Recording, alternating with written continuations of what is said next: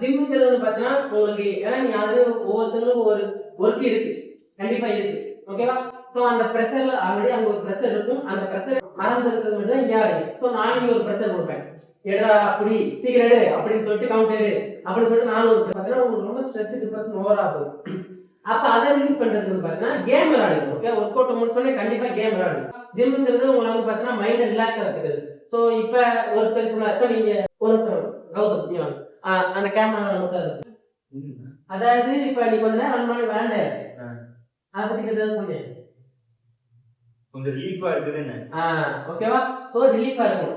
எவ்வளவுதான் நீங்க பம்ப் அடிச்சு ஓகேவா நீங்க கேட்ட ரிசல்ட் நீங்க அந்த அரை மணி நேரம் 3/4 மணி நேரம் பண்றீங்களே 2 நிமிஷம் டெசகத்து பாத்தீங்கன்னா டிமோட்டிவேட் ஆயிடுது. அது கேட்டது கிடைச்சிருக்கா அப்படின்னு சொன்னா கிடைக்கல டிமோட்டிவேட் ஆயிடுது. உண்மைதானே? யாரெல்லாம் நானே இருந்தேன். ஓகேவா?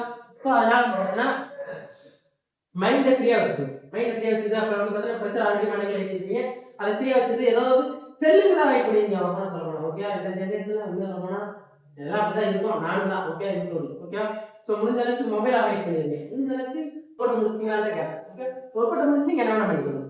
ஓகேவா?